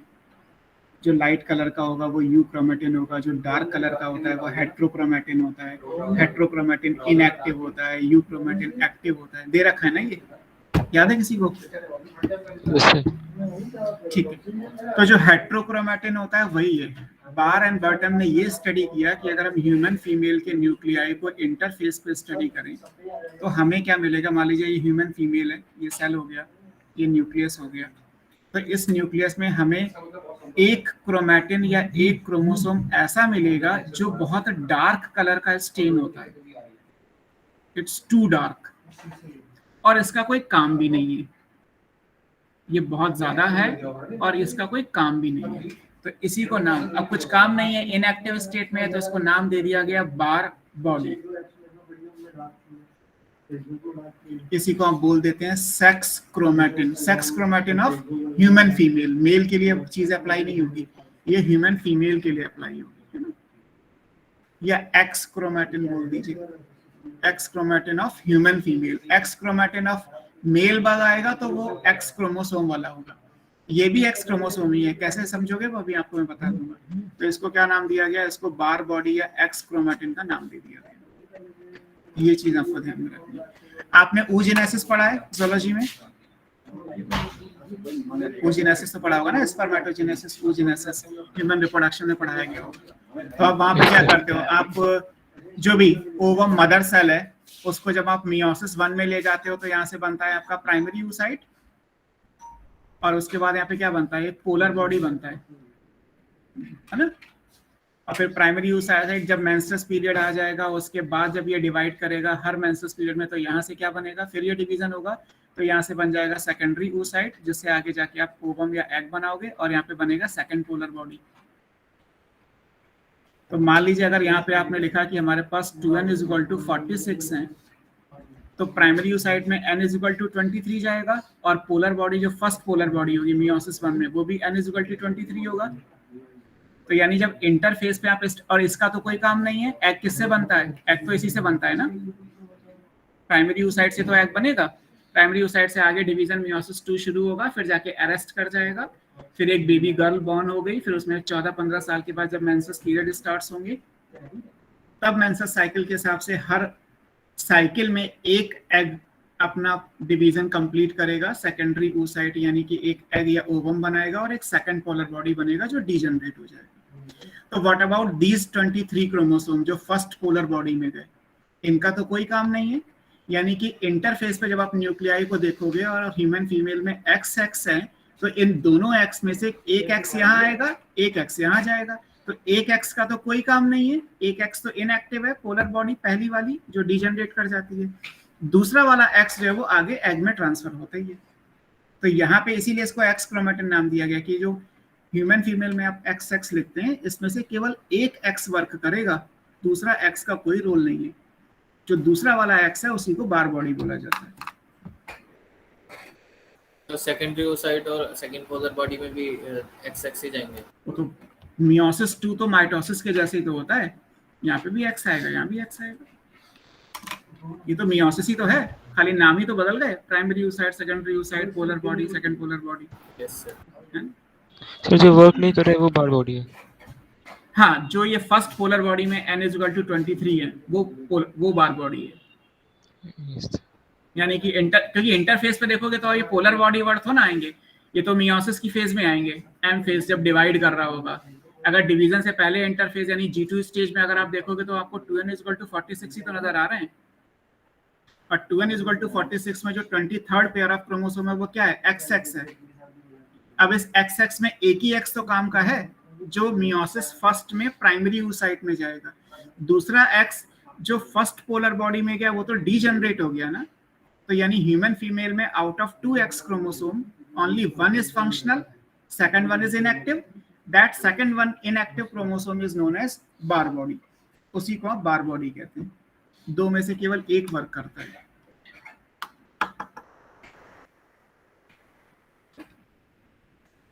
ठीक है, और इसको आप कैलकुलेट कैसे करते हो, ये तो हो गया कॉन्सेप्ट कि बार बॉडी का कॉन्सेप्ट क्या है, बार ने डिस्कवर किया तो उनके नाम पे बार बॉडी दे दिया गया। इसको कैलकुलेट करने का तरीका ये है कि अगर आपको कभी भी नंबर ऑफ बार बॉडी निकालनी है किसी इंडिविजुअल में, तो उसका फॉर्मूला क्या निकलेगा, उसका फॉर्मूला निकलेगा टोटल X क्रोमोसोम -1। जैसे फॉर एग्जाम्पल अगर हम ह्यूमन फीमेल लें तो ह्यूमन फीमेल में X क्रोमोसोम कितने होते हैं, 2, तो 2 - 1 यानी बार बॉडी कितनी आई, 1।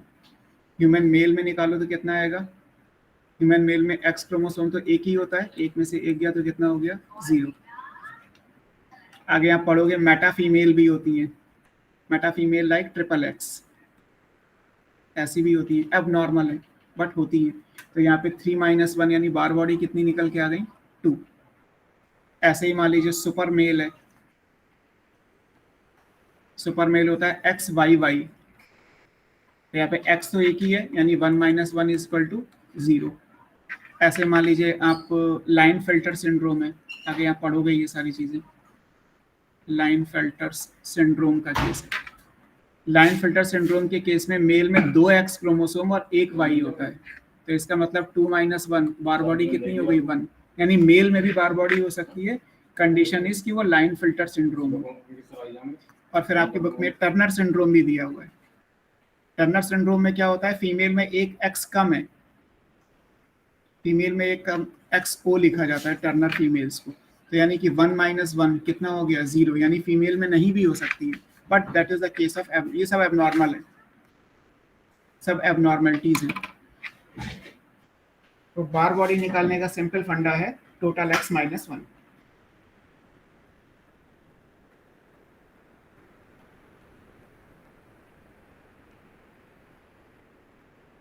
तो वो जो oogenesis वाला केस बताया था आपने, उसमें तो 2 पोलर बॉडी बन गई। पहली पोलर बॉडी वो है जो मियोसिस 1 से बनी, और मियोसिस 1 में आप क्रोमोसोम का नंबर हाफ करते हो। मेरा कंसर्न सिर्फ ये है कि n = 23 जो पहली पोलर बॉडी में गया, उसके रिस्पेक्ट में जो X क्रोमोसोम रहा होगा इंटरफेस में, उसका क्या हुआ, उसका तो कुछ नहीं हुआ ना, पोलर बॉडी तो डीजनरेट कर जाती है ना। भाई जोलॉजी की चीज तो आपको मुझसे ज्यादा पता होनी चाहिए, आपने प्रॉपर oogenesis इसी साल पढ़ी है और मियोसिस आपने पिछले साल 11th में पढ़ा है। Yes sir. तो जो n = 23 जो फर्स्ट पोलर बॉडी में जा रहा है वो तो बेकार हो गई ना, यानी कि अगर हम उसको इंटरफेस पे सोचें तो 2X में से 1 X क्रोमोसोम तो बेकार हो गया ना, उसका तो कोई यूज ह्यूमन फीमेल में नहीं हुआ। उसी बेकार वाले X क्रोमोसोम को बार बॉडी का नाम दे दिया गया। Okay sir.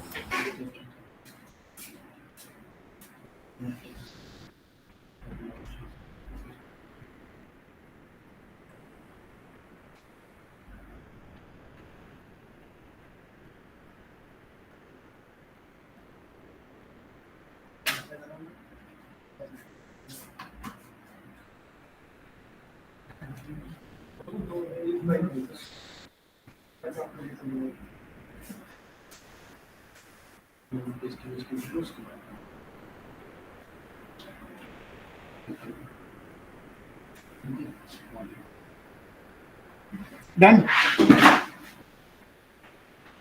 Yes sir. कहाँ चला गया, ये रहा, है ना। तो आप बार बॉडी कैलकुलेट अपने हिसाब से कर सकते हैं।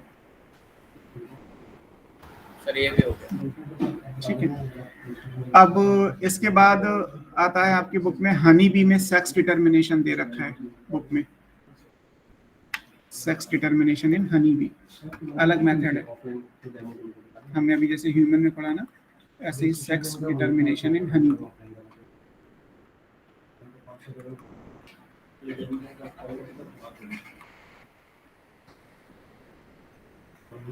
इसको बोलते हैं हैप्लो डिप्लॉइडी मेथड।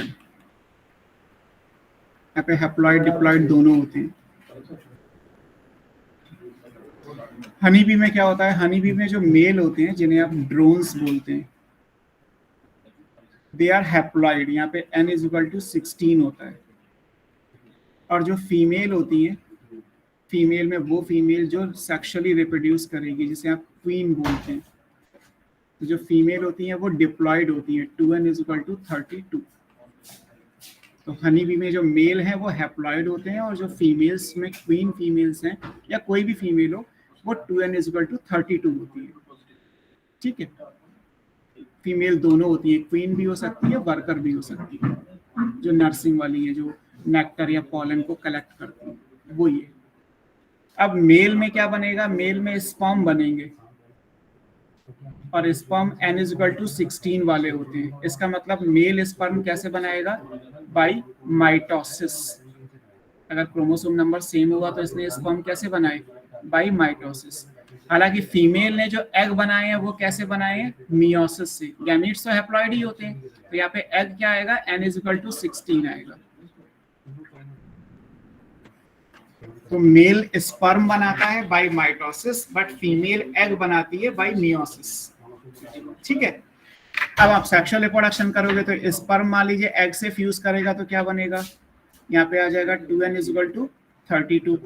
तो 2n इज इक्वल टू 32 आ जाएगा, तो ये जाइगोट हो गया। तो जाइगोट में अगर 2n इज इक्वल टू 32 है तो ये जाइगोट आगे जाके क्या बनेगा, 2n इज इक्वल टू 32 किसमें होते हैं, इसमें, यानी ये आगे जाके किसमें डेवलप होगा, ये फीमेल में डेवलप होगा 100% विदाउट एनी, बिकॉज डिप्लॉइड कौन होता है, फीमेल होती है, तो ये फीमेल में डेवलप हो जाएगा।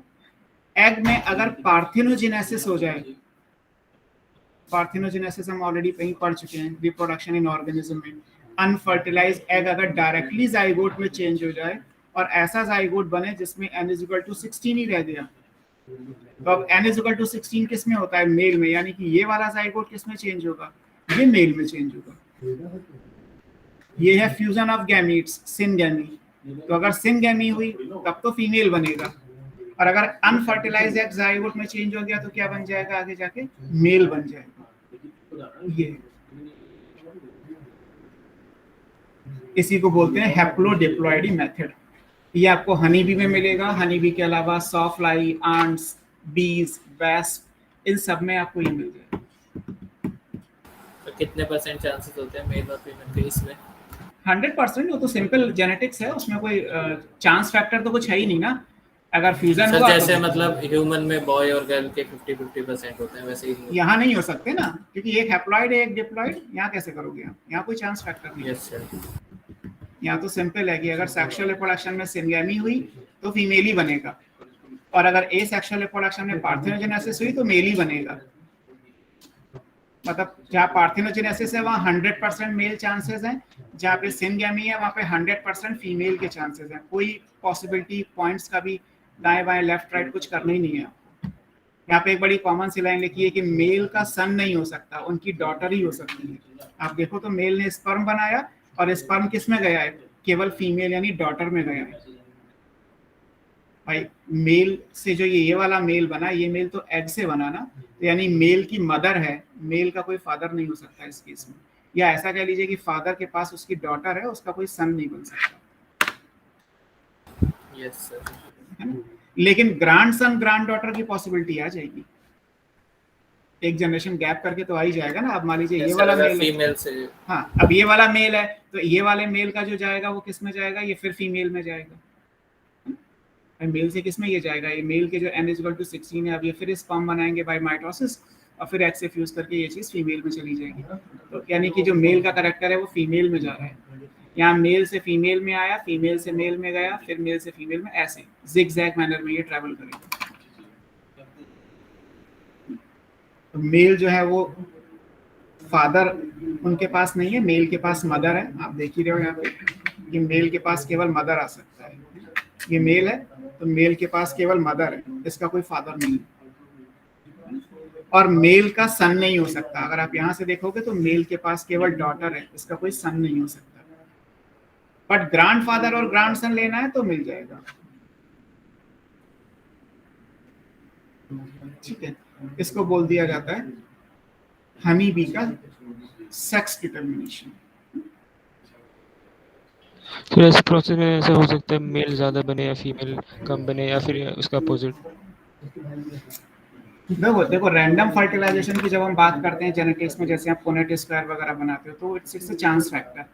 हमें तो सिर्फ ये पता है कि इतने टाइप के गैमीट बने, हम कभी भी गैमीट्स का नंबर नहीं पता कर सकते। जैसे अगर कहा जाए कि आपको फीमेल का पता है कि चलो एक एग बनेगा एक बार में, लेकिन एक्चुअली अगर कहा जाए कि ओजेनेसिस ओवरी में कितनी बार हुई है वो हम नहीं कर सकते। स्पर्मेटोजेनेसिस में नंबर ऑफ स्पर्म कितने हैं किसी को नहीं पता, डेली चेंज होते रहते हैं। बस ये पता है कि स्पर्म दो टाइप के हैं, एक्स और वाई, 50% एक्स 50% वाई।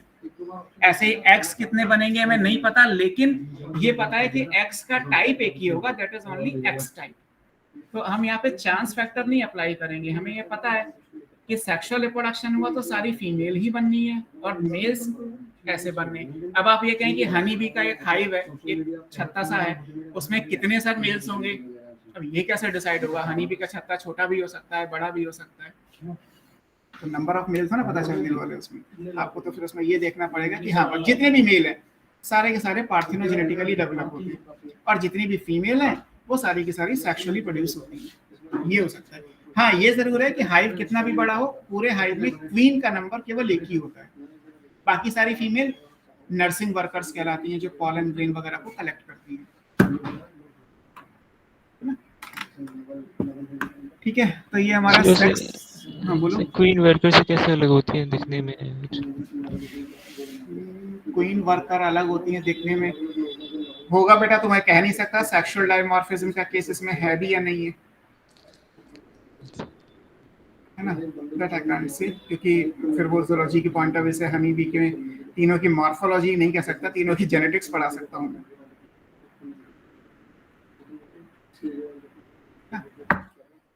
सो हमारा टॉपिक सेक्स डिटर्मिनेशन हो गया। अब इसके बाद हम फिर अगली क्लास में पढ़ेंगे म्यूटेशन, जेनेटिक वेरिएशन कैसे आते हैं, and again exception to Mendelism. Mendel के हिसाब से जेनेटिक वेरिएशन केवल रिकॉम्बिनेशन से आ सकते थे, बट ह्यूगो ट्रेविस ने एक नया कॉन्सेप्ट दिया कि जेनेटिक वेरिएशन म्यूटेंट की वजह से भी म्यूटेशन की वजह से भी बन सकते हैं। तो हम फिर से वापस नॉन मेंडलियन पे जाएंगे। सर आपको सन वाला और डॉटर वाला क्या बताते एक बार फिर बता दीजिए। ये देखो ना अभी आपके सामने डायग्राम है, आपने जो ये मेल बनाया है, ये व्यू से जो आपको दिख रहा होगा, यस सर। इस मेल को बनने में केवल फीमेल यानी मदर का रोल है, क्योंकि ये एक्स और एक्स से डायरेक्टली क्या बन गया, मेल बन गया। यानी इस वाले मेल का कोई फादर नहीं है, इसकी केवल मदर है, ये है ना। यस और मान लीजिए यही वाला मेल यहाँ लिखा हुआ था, ये भी मेल है, तो मेल केवल क्या बना सकता है, यानी फीमेल मीन्स डॉटर बना सकता है। मेल से मेल नहीं यहाँ बन सकता। मेल किससे बनेगा, फीमेल से ही बनेगा। तो बुक में एक लाइन कोट की गई है कि मेल का कोई फादर नहीं हो सकता, मेल की केवल मदर आएगी। ये ऐसे ही मेल का कोई सन नहीं हो सकता, उसकी केवल डॉटर हो सकती है। एक जनरल स्टेटमेंट है, कंफ्यूजिंग नहीं करना है आपके सामने, इसलिए मैंने आपको ड्रॉ करके दिखाया। बुक में तो थ्योरी लिखी हुई है, मैंने आपको इसीलिए डायग्राम बना के दिखाया कि आपको यही दिमाग में याद रहे। सर क्लास ओवर हो गई? हाँ आपको डाउट पूछने थे किसी को, बताओ जल्दी जल्दी। Yes sir. सर हम जा सकते हैं? हाँ सर बोलो। हाँ सर ये क्वेश्चन आया था कि उसमें लिखा था had Mendel decided to study those trait together which are determined by link gene he would not have found that.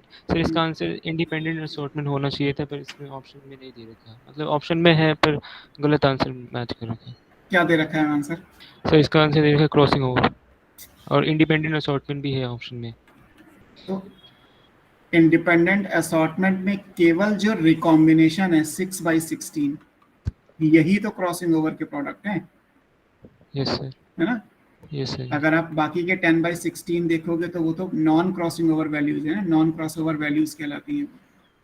ये क्रॉसओवर वैल्यूज कहलाती हैं। Yes sir. तो अगर आप ये कह रहे हो कि दो जीन लिंक्ड हैं तो उस लिंक्ड जीन में क्या नहीं मिलेगा, बेटर आंसर तो क्रॉसिंग ओवर ही हुआ ना, क्योंकि ये तो मिलेगा ही। पैरेंटल कॉम्बिनेशन तो लिंकेज में भी आएंगे, लिंकेज में केवल रिकॉम्बिनेशन नहीं आएगा। तो रादर देन इंडिपेंडेंट असॉर्टमेंट आपका बेटर आंसर क्या बनेगा, क्रॉसिंग ओवर, ये दे रखा होगा।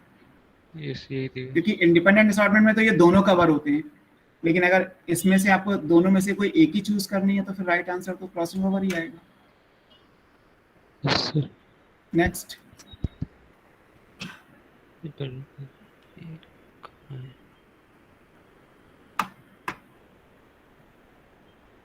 सर एक क्वेश्चन है। सर क्वेश्चन है कि in maize starchy seed character is dominant over sugary character. Starch और शुगरी आपको मैंने पढ़ाया है, बोलो। Starchy seed are smooth, surgery surgery sir क्या करते हैं सर? शुगरी, हाँ शुगरी। Seeds are shrunken. हाँ रिंकल्ड होते हैं या श्रंकन होते हैं, ठीक है। What happens when these two variety are crossed, hmm, provided हाँ। both character are controlled by same gene?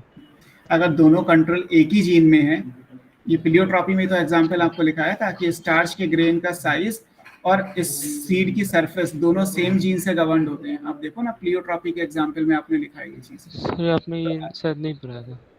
देखो तो सही, प्लियोट्रॉपी में लिखा होगा ये, सर, मैं- एनसीईआरटी की लाइन है। हाँ NCERT और में अगर है, सर। अगर ये प्लियोट्रॉपी है तो यानी कि एक जीन के अकॉर्डिंग आंसर करना है, तो मोनोहाइब्रिड का रिजल्ट आ जाएगा। प्लियोट्रॉपी में जीन तो एक ही होती है ना, Yes, sir. एक जीन दोनों काम कर रही है, तो रिजल्ट तो जीन के हिसाब से आएगा। तो जीन तो मोनोहाइब्रिड क्रॉस को फॉलो करेगी। कैरेक्टर देख के लग रहा है कि डाई हाइब्रिड है, बट एक्चुअली ये मोनोहाइब्रिड क्रॉस हुआ। सर मतलब 3:1 आ जाएगा। हाँ, as usual 3:1।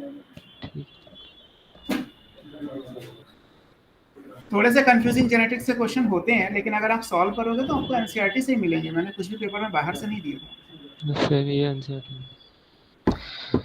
सर एक क्वेश्चन है कि segregation of hereditary factors occurs during process of A crossing over, B fertilization, C mitosis, C gametogenesis. तो सेग्रीगेशन तो आपको पढ़ाया था कि at the time of gametogenesis होता है कि यस सर, इसका एलीज फर्टिलाइजेशन अलग- दे रखा है। नहीं वो तो गैमेटोजेनेसिस। सर क्वेश्चन है कि the progeny expected from cross, sir एक क्रॉस है capital Y small Y capital R और स्मॉल वाई 2 बार है और कैपिटल आर स्मॉल आर, तो इसका क्रॉस है। तो हमें बताना है कि क्या प्रोजेनी एक्सपेक्टेड है, तो इसका भी आंसर मैच नहीं हो रहा था मेरा। अब इसका कर लो, ये अगर ये वाला कॉम्बिनेशन है तो यहाँ से गैमीट ये कैपिटल वाई कैपिटल आर और स्मॉल वाई कैपिटल आर, यही दो बनेंगे। Yes sir. और यहाँ से बनेगा स्मॉल वाई कैपिटल आर और small Y capital small R, है ना, ये यस बनेगा। सर। अब आप क्रॉस करा लो। सर ऐसे में टोटल 4 प्रोजेनी बन रहे हैं, पर आंसर में दे रखा है कि 1:1 रेशियो आ रहा है। अब रेशियो तो आपको ऑप्शंस के हिसाब से देखना पड़ेगा। मान लीजिए सर कैपिटल वन, ठीक है, बी ऑप्शन है ना, वो सही लग रहा था मुझे, मतलब जो भी आएगा इसमें ऐसा- तो आपको क्रॉस कराना पड़ेगा। मान लीजिए वाई आर ये करोगे तो मान ये वाला अगर मैं इसके साथ क्रॉस करूँ तो capital Y capital R small R, और यस अगर सर। इसको मैं नीचे वाले से करूँ तो capital Y capital R small R. अगर नीचे वाले वाई आर को मैं इसके साथ करूँ तो small Y capital R and small Y capital R small R. Sir यही बस ऑप्शन ये- बी दे रखा है, और ये ऑप्शन गलत आंसर दे रखा है इसमें। हाँ, तो बस यही आंसर आएगा, जो ये लिखा हुआ यही है। यस यही करेक्ट करा था, गलत हो गया। सर एक और क्वेश्चन है, there is a pink flower snapdragon plant but the demand is to produce as many white as possible. What are the आपको steps? चाहिए वाइट। हाँ, Yes sir. What are the steps to be taken to achieve this? Sir इसका मैंने answer choose करा था कि हम pink को पिंक से कराएंगे सेल्फिंग, और जो एक वाइट बनेगा उसका वाइट का वाइट से कराते रहेंगे तो हमें वाइट ही मिलेगा। हाँ, बस वही ये आंसर आएगा। वही गलत दे रखा है इधर। नहीं वही आएगा। वाइट की सेल्फिंग, वाइट का वाइट से क्रॉस कराते जाओ तो 100% वाइट मिलेगा। Yes sir. और पिंक की सेल्फिंग कराओगे तो आपको 1/4 वाइट मिलेगा, यस सर। सर यानी इसमें दे रखा टोटल आपको 125% वाइट मिल जाएंगे। सर इसमें करेक्ट आंसर दे रखा है कि पिंक का पिंक से कराएं, फिर हाँ। जो वाइट और पिंक दोनों ऑप्टेन हो तो उनका भी कराते रहे, तो सर ऐसे में तो मिक्स कॉम्बिनेशन मिलता रहेगा हमें। पिंक और पिंक का क्रॉस कराओगे तो यहाँ से 25% वाइट आएगा, ठीक है। Yes sir. और वाइट का वाइट से क्रॉस कराओगे तो 100% वाइट आएगा। यस सर, ये और अगर करेक्ट होना आपने चाहिए था। पिंक का वाइट से क्रॉस करा दिया तो पिंक हुआ capital R small R, white ये हुआ, तो यहाँ से अगर आप करोगे तो कैपिटल आर स्मॉल आर आएगा और स्मॉल आएगा। हाँ, यहाँ से भी तो 50% वाइट आएगा। सर पर हमें डिमांड ज़्यादा है ना, तो हम 100% हाँ वाले को क्यों ना चूज़ करें? हाँ, तो लेकिन ऐसा दे रखा है ऑप्शन वाइट का वाइट से क्रॉस कराएं, यस सर, दे रखा है। अगर दे रखा है तो फिर वही आएगा। यस सर, ये भी गलत आप उसे कॉल पे पूछ लिया करो ना क्वेश्चंस। कॉल पे। हाँ और क्या, अभी तो कॉल पे डिस्कस कर रहे हैं हम, यस सर। अभी भी तो कॉल पे डिस्कस कर रहे हैं। आप कॉल पे पूछ लिया करो, तुरंत का तुरंत डिस्कस हो जाएगा। क्योंकि ठीक अभी है एक्चुअली क्या है कि ऑफिस बंद होने का भी टाइम हो जाएगा, निकलना सर। पड़ेगा। एक और क्वेश्चन था सर, इसका भी आंसर मैच नहीं हुआ था, मैं वो इसे व्हाट्सएप कर दूंगा, इसका भी क्रॉस कराया है। ठीक है, आप मुझे क्रॉस वाले जितने क्वेश्चन है व्हाट्सएप कर दो, मैं आपको क्रॉस करके भेज दूंगा। हाँ सर, एक क्वेश्चन नहीं है, ऐसे जनरल पूछ रहा हूँ सर, जैसे कि सबसे most common blood type O होता है, मतलब नहीं नहीं देखिए। नहीं, most common blood type B होता है, बी पॉजिटिव 85% ह्यूमन पॉपुलेशन में। अच्छा सर, ओ नहीं है सबसे ज़्यादा? ना ना ना, वो कैसे है? मैंने देखा मुझे था लीस्ट कहीं और सीक्वेंस तो नहीं पता, लेकिन मुझे ये 100% पता है कि 85% पॉपुलेशन में blood group O B positive होता है। पे। अच्छा, हम्म, मुझे सबसे लगा ओ कॉमन है तो टाइप। फिर उस पे। नहीं नहीं, वो नहीं है, वो तो आई थिंक शायद सबसे रेयर ए बी है, या यस देखना सर, पड़ेगा AB। क्या है। But O definitely most common type का है और 85% पॉपुलेशन में है। बी या O? B B positive, B में भी बी पॉजिटिव 85% ह्यूमन पॉपुलेशन में। ठीक है। ठीक है सर सर हाँ बेटा। मेरे भी दो डाउट हैं, वो मैं व्हाट्सएप कर दूँ? हाँ, आप तो मुझे व्हाट्सअप कर, सब लोग मुझे व्हाट्सअप कर दो, मैं उसको आसानी से रिप्लाई कर पाऊंगा फिर मैं, है ना? Okay sir. ओके, चलो ओके। गुड नाइट, अभी रखते हैं, टाइम हो गया, बाय। बाय।